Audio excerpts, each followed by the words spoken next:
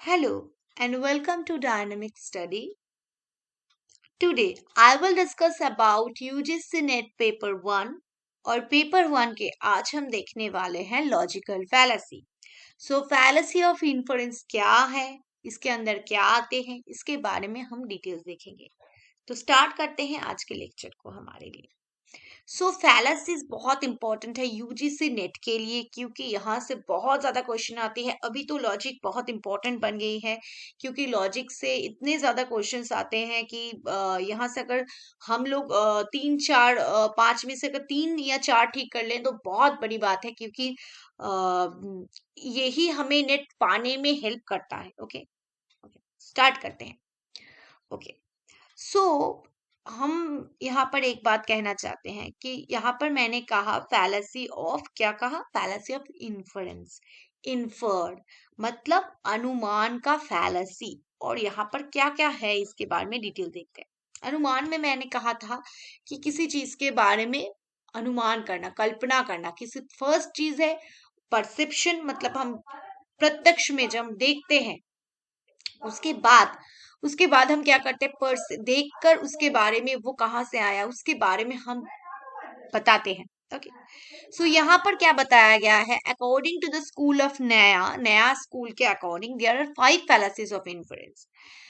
न्याय दर्शन हमारे फिलोसफी में एक बहुत इंपॉर्टेंट रोल प्ले करता है। इंडियन फिलोसफी में न्याय जो है वो 5 फैलासीज के बारे में बताता है। जो inference 5 fallacies of inference according to the school of Nyaya. Nyaya school न्याय दर्शन में 5 फैलासीज के बारे में बताया है इन्फरेंस के। ओके फर्स्ट क्या है?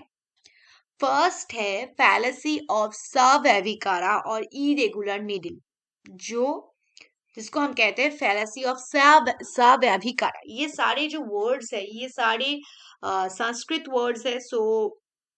we have to know about it. Okay, इस fallacy में क्या हो रहा है? This fallacy occurs when the middle term due to its wrong position does not lead to any one conclusion but to different opposite conclusion. Here the middle term breaks the rule that it should be related to the measure distributely. Okay, fallacy of सवैभिकारा और irregular middle, और यहाँ middle जो term है वो irregular है। यहाँ पर क्या बताया था? दिस फैलासी ऑकर्स, ये फैलासी तब होता है जब when the middle term due to its wrong position, जो मिडिल टर्म है उसका पोजीशन ही गलत है, does not lead to any one conclusion, इसके लिए कोई एक कंक्लूजन नहीं होता है, बहुत सारे डिफरेंट ऑपोजिट कंक्लूजन हो रहा है। मतलब ये फैलासी क्यों होता है? ये फैलासी मतलब कोई गलती, कोई प्रॉब्लम हो रहा है। ओके ये फैलासी तब होता है जब मिडिल टर्म का पोजीशन ही गलत है, और इसीलिए क्या कोई एक कंक्लूजन नहीं निकल रहा है, बहुत सारे डिफरेंट ऑपोजिट कंक्लूजन, मतलब एक दूसरे से डिफरेंट मतलब कंक्लूजन निकल रहे हैं। Here the middle term breaks the rule. यहाँ पर मिडिल टर्म के वजह से जो रूल्स है वो ब्रेक हो रहा है। कौन सा रूल? कि मेजर टर्म में, मतलब मिडिल टर्म को रिलेटेड होना चाहिए मेजर टर्म के साथ, राइट? लेकिन वो यहाँ नहीं हो रहा है, मतलब मिडिल टर्म का जो पोजीशन है वही गलत है, इसीलिए हम इसको इंग्लिश में कहते हैं इरेगुलर मिडिल। मतलब मिडिल टर्म का जो पोजीशन है ये गलत है। अगर आपको मैं एक बात यहाँ क्लियरली बता दूं, अब जब फैलासी ऑफ सवैभिकारा पढ़ रहे हैं तो आपको हमेशा इसका इंग्लिश नाम, जब इंग्लिश नाम पढ़ रहे हैं इसका संस्कृत नाम या जो फैलासी का जो नाम है वो आपको याद रखना है। अगर दोनों क्योंकि एक नाम से क्वेश्चन पूछेगा तो आप भूल जाएंगे और नहीं बता पाएंगे तो रॉन्ग हो जाएगा। एक दूसरे से रिलेटेड करके पढ़ना होगा और टोटल डिस्क्रिप्शन पढ़ना होगा, लेकिन मतलब आपको रटना नहीं है, मतलब समझ लेना है। सवैभिकारा में क्या हो रहा है? यहाँ पर जो मिडिल टर्म का पोजीशन है वो गलत जगह है, इसीलिए क्या हो रहा है, जो रूल वो है वो ब्रेक हो रहा है, और मिडिल टर्म का पोजीशन जो है वो एक दूसरे जगह पर नहीं रह पा रहा है। मतलब उसके वजह से बहुत सारे डिफरेंट टाइप ऑफ कंक्लूशंस पैदा हो रहे हैं और जो एक दूसरे से डिफरेंट है। ओके ऑप्शंस देख लेते हैं। All knowable objects are fired, जो चीज हम जानते हैं, ऑल नोएबल मतलब जो चीज हम जानते हैं सब फायरी है, मतलब वो मतलब मतलब फायर रिलेटेड चीजें हैं, मतलब आग रिलेटेड चीजें, आग आग से जलती है। द हिल इज नोएबल, जो पहाड़ है वो एक हम पहचानते हैं। देयरफॉर हिल इज फायरी, पहाड़ जो है वो भी जल रहा है। मतलब यहाँ पर all knowable objects are fire, यहाँ पर जो चीज हम जानते हैं वो सब जल रहा है। सो पहाड़ को हम जानते हैं इसलिए पहाड़ भी जलता है। सो ये क्या हो रहा है, मिडिल टर्म की गलत जगह में रहने के लिए हमारा फैलेसी में बहुत सारे रॉन्ग कंक्लूशंस पैदा, डिफरेंट कंक्लूशंस पैदा हो रहे हैं। So this is called fallacy of सवैभिकारा और इरेगुलर मिडिल। नेक्स्ट देखते हैं, आपको ऑप्शंस याद रखने हैं। नेक्स्ट है फैलेसी ऑफ विरुद्ध, मतलब एक दूसरे से, इसको हम कह सकते हैं, इंग्लिश में कहते हैं कॉन्ट्राडिक्टरी मिडिल, मतलब कॉन्ट्राडिक्ट कर रहा है मिडिल टर्म, मतलब एक दूसरे के विरुद्ध है, ऑपोजिट है। यहाँ पर क्या होता है, the middle term instead of being pervaded by the presence of the major term is pervaded by the absence of the major term. Okay. It is contradictory middle. यहाँ पर क्या हो रहा है, मिडिल टर्म जो है इंस्टेड ऑफ बीइंग परवर्टेड, वो अपने आप में परवर्टेड होने की वजह से by the presence of the major term, presence major term के प्रेजेंस की वजह से, उपस्थिति की वजह से वो परवेटेड हो रहा है by the absence of major term. Okay, okay, instead of proving the existence of the major term, उसका काम क्या है, मेजर टर्म का एग्जिस्टेंस को प्रूव करना in the minor term. Okay, it proves the non existence of the therein. Okay, मतलब ये minor term में जाकर ये नॉन एग्जिस्टेंस प्रूव कर रहा है। सो यहाँ पर हम क्या कह सकते हैं एग्जांपल में, फैलेसी ऑफ विरुद्ध, मतलब एक दूसरे के विरुद्ध है, ये कॉन्ट्राडिक्टरी मिडिल है। So the middle term instead of being perverted by the presence of major term, ये इसका इंस्टेड ऑफ बीइंग, इसको परवर्टेड होना चाहिए मेजर टर्म के लिए by the absence of the major term, लेकिन ये क्या कर रहा है, माइनर टर्म में इसका नॉन एग्जिस्टेंस प्रूफ कर रहा है। जैसे हम ऑप्शन अगर इसका एग्जांपल देखें, sound is eternal because it is produce, देखो एक दूसरे से हम मतलब कॉन्ट्राडिक्ट कर रहे हैं। इटर्नल, इटर्नल मतलब जो सारा जीवन रहेगा, और जो चीज प्रोड्यूस होता है वो हमेशा नहीं रह सकता। सो प्रोड्यूस और इटर्नल एक दूसरे से कॉन्ट्राडिक्टरी है। ओके, सो ये एक दूसरे के साथ रिलेटेड नहीं है। नेक्स्ट देखते हैं थर्ड फैलेसी। थर्ड है फैलेसी ऑफ असिद्ध और अनप्रूफ मिडिल। ओके, असिद्ध, ये असिद्ध है मतलब अनप्रूव्ड है, ये प्रूफ नहीं है। देखते हैं यहाँ पर उसे हम कह सकते हैं साध्यमसा, साध्यमसा। ओके, साध्यमसा means middle term similar to साध्य और मेजर टर्म।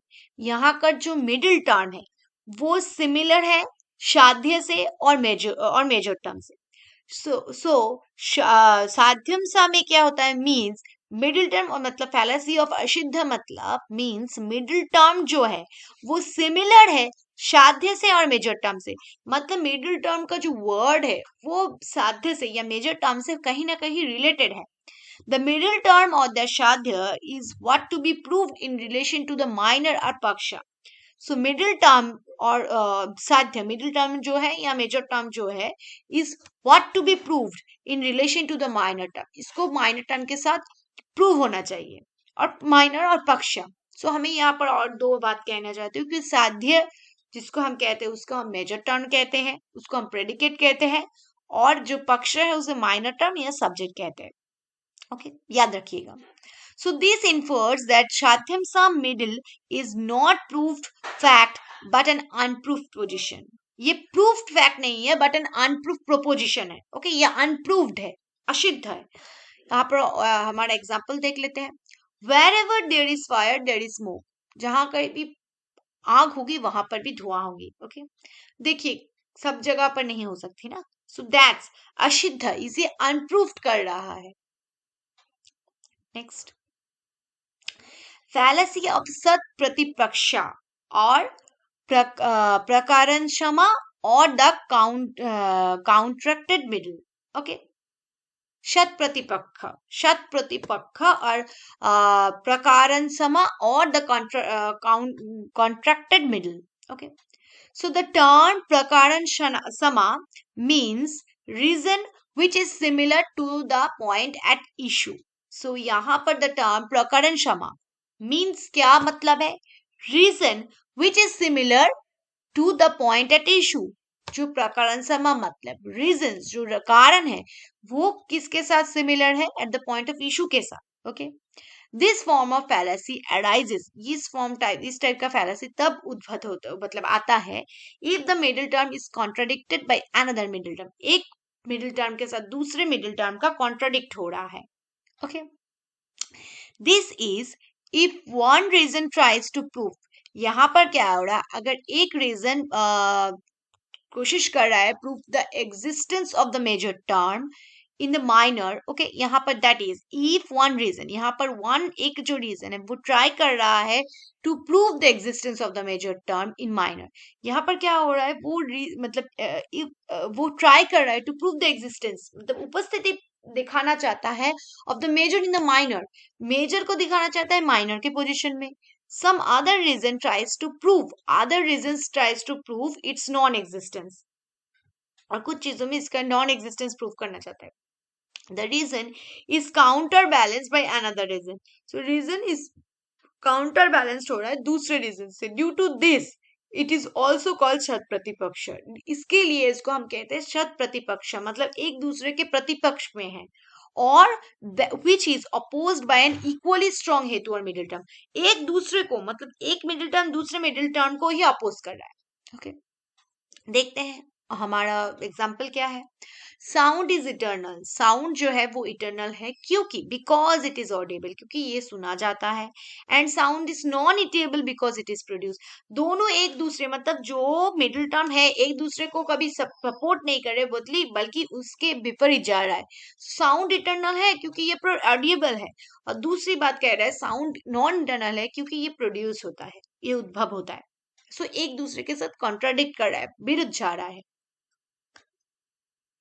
नेक्स्ट लास्ट वाला जो है वो है फैलेसी ऑफ कालतिया और विरुद्ध बाधित और मिट एंड कॉन्ट्राडिक्टेड मिडल्स. इसके बहुत सारे नाम हैं, सो नाम आपको याद रखने होंगे. सो फैलेसी ऑफ बाधितों में क्या हो रहा है, बाध रहे हैं हम, उसको रोक रहे हैं किसी चीज में, मिसमैच्ड और कॉन्ट्राडिक्ट कर रहे हैं एक दूसरे के साथ.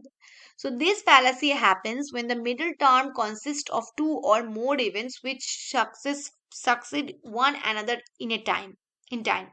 This fallacy, ये fallacy तब होती है जब middle term जो है consist करता है दो और more events को जो succeed करेगा एक दूसरे के टाइम में. सो दिस फैलेसी हैपेंस, ये फैलेसी तब होती है जब मिडिल टर्म जो है कंसिस्ट करता है दो और मोर इवेंट्स को जब which succeed one another in a time. Okay, under this condition, इस कंडीशन में under this condition of successive events में इंस्टेड ऑफ सिमल्टेनियसली और the middle term it is impossible to prove the conclusion leading to invalidity of reason. Under this condition, इस condition में आकर अब successive events में instead of simultaneously of the middle term it is impossible to prove the conclusion. इस position में conclusion को prove करना एक बहुत मुश्किल है. ओके, इनवैलिडिटी ऑफ द रीजन, क्योंकि रीजन ही नहीं है, हमारे पास युक्ति ही नहीं है. Here the middle term is contradicted, जो मिडिल टर्म है वो कॉन्ट्राडिक्ट कर रहा है, विरुद्ध में जा रहा है, मतलब अपोज कर रहा है बाय सम अदर प्रमाण and not by inference, inference की वजह से कि नहीं, कोई और दूसरे प्रमाण के वजह से वो एक दूसरे के साथ कॉन्ट्राडिक्ट कर रहा है. जैसे देखिए, फायर इज कोल्ड कह रहे हैं because it is substance, fire cold है क्योंकि ये एक सब्सटेंस है, मतलब एक दूसरे के साथ ये कॉन्ट्राडिक्ट कर रहे हैं, मतलब एक दूसरे को कॉन्ट्राडिक्ट कर रहे हैं किसी और प्रमाण के मतलब प्रमाण से, लेकिन इन्फरेंस नहीं, ये एक दूसरे के साथ कॉन्ट्राडिक्ट हो रहे हैं. सो फायर कोल्ड है क्योंकि ये एक सब्सटेंस है. सो ये थे हमारे फैलेसीज. तो सबसे पहले हमने जाना 5 टाइप्स ऑफ फैलेसीज है अकॉर्डिंग टू द नया. सो सबसे पहले हमने पढ़ा स्वाभाविक कड़ा और इरेगुलर मिडिल. उसके बाद आपको याद रखना है फैलेसी ऑफ विरुद्ध और कॉन्ट्राडिक्टरी मिडिल. उसके बाद है फैलेसी ऑफ असिद्ध और अनप्रूफ मिडिल. फोर्थ जो हमारा था वो था फैलेसी ऑफ सत प्रतिपक्ष और contradicted middle. Okay, and fifth हमारा जो लास्ट था वो था फैलेसी ऑफ बाधितो और मिसटाइम्ड एंड कॉन्ट्राडिक्टेड मिडल्स. सो ये थे हमारे टोटल 5 फैलेसीज. सो ये हमारे दर्शन शास्त्र में बहुत सारे विभाग है जिन्होंने सब प्रमाण को स्वीकार नहीं किया था, लेकिन नया स्कूल ने अनुमाना के मतलब इन्फ्लुएंस के बारे में 5 टाइप्स के बारे में बताया. So I hope you understand the lecture of today's class. So thank you. Keep on watching and keep on learning.